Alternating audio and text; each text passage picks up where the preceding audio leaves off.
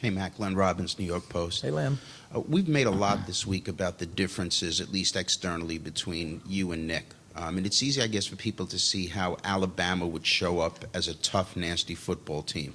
But for a guy who seems and has said he enjoys the journey, how do you get your kids to show up that way on weekends? It's really funny. I've been asked all week if I'm really nice. I was taught in a small town in Cookeville, Tennessee, to say yes, sir, and no, sir, and yes, ma'am, and no, ma'am. I was taught to open doors. I was taught to allow ladies to walk through and gentlemen older than I to walk through the door before I did. And if I didn't do that, I got whipped. That's what happened in my house. So I still feel Dad standing there when you walk up and shake my hand. I'm going to shake yours, and I'm going to be nice, or I'm not going to have anything to say. Nick is really nice to me. He is very respectful to me. I enjoy being around him. I know, maybe not to you all, I can feel you, but we have 2 coaches on our staff who have worked for him, and I have great respect for what they say about him. And I would think that, in truth, there's probably a lot more similarities between the 2 of us than there are differences. The way we run our programs, our practices, the toughness. It's always interesting to me. I think we have 47 active players in the NFL. We have 3 guys that have gained 1,000 yards as running backs this year in the NFL.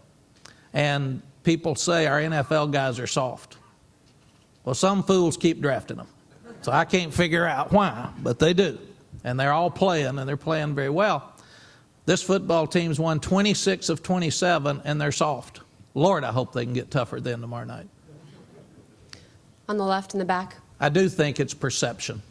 I smile, I shake hands, I laugh, I like for the kids to have fun. These kids are tough. They compete. Alabama's kids are tough. They're going to compete. You're not going to get a bad team in this game. You may get one in the BCS. You're not going to get one in this game. There's 2 good teams in this game. On your left, Coach. Matt Kirk Bowles from the Austin American. You in Alabama. Where are you from? Further east. And I appreciate you opening the doors for me. Yes. I'm not going to go there. I know. That'd be too easy. There's way too many cameras for this. You can save it for later. You and Nick obviously have 2 of the best defenses in the country. Do you feel like defenses have caught up with the spread offense and maybe more emphasis to defense and running like back when you played? I do feel like that defenses got mad last spring and spent a lot of time working on the spread. There's a lot more blitzing. There's a lot more man coverage. There's a lot more press. They're not giving you easy throws like they did a year ago. And it's something that we've even tried to adjust and work through during the year. We will have to do a great job of protecting and beating man coverage tomorrow night to be able to win the game. And it's something we've got to reevaluate this spring.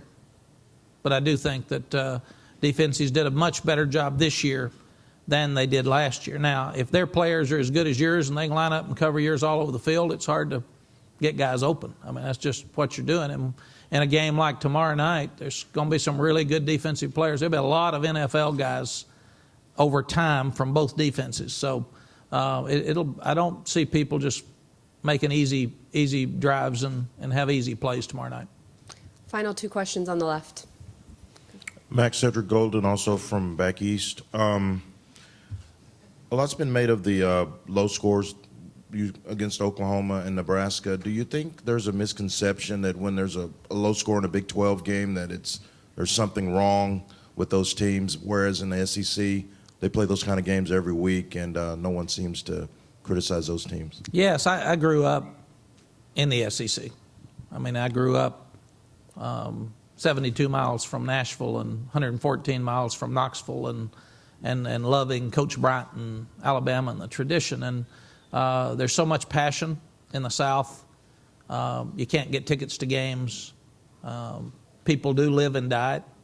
And we're talking about a league that's been there forever as compared to a league that's been around 12, 13 years that took a Southwest Conference and a Big 8 and put them together.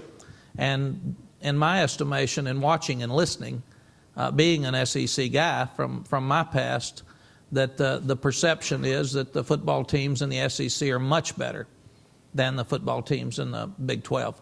Fair or not fair, perception's not always reality, but that doesn't mean that the SEC is not really good. It also doesn't mean that the perceptions are right about the Big 12. What we've had is we have not had as many good teams in the Big 12. We've had some great teams.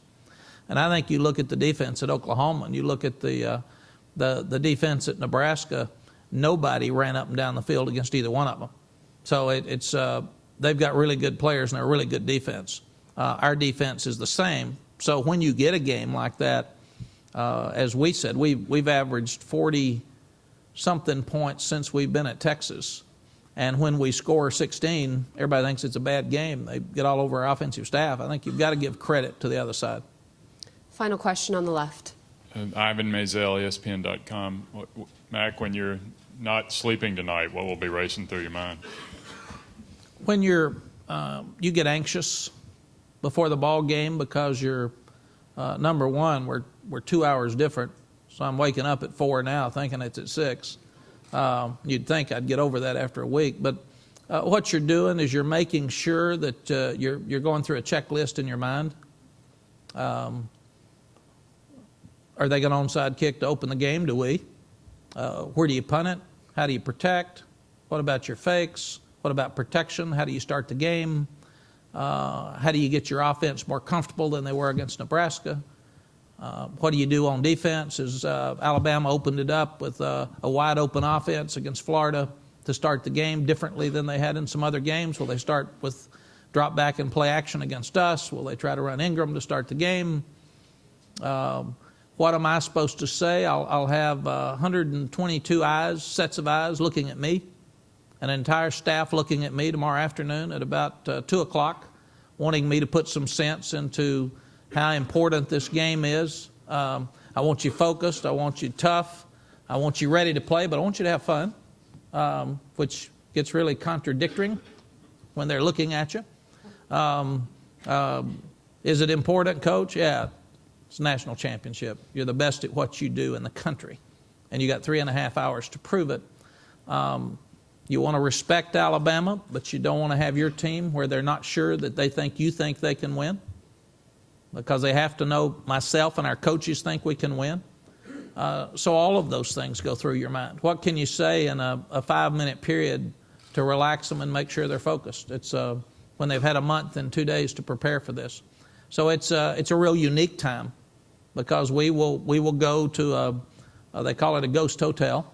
So we'll get out of our hotel. We'll be somewhere it's really quiet, and we'll have time. This afternoon's kind of fun. We'll have pictures at the Rose Bowl.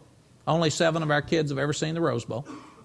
So they'll be able to walk around and talk about the history of the Rose Bowl and think about the game.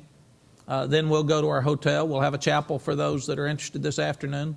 They'll stay in their rooms and watch a movie tonight. I'm going to watch Troy in Central Michigan. I'm pumped about that one. So I've already got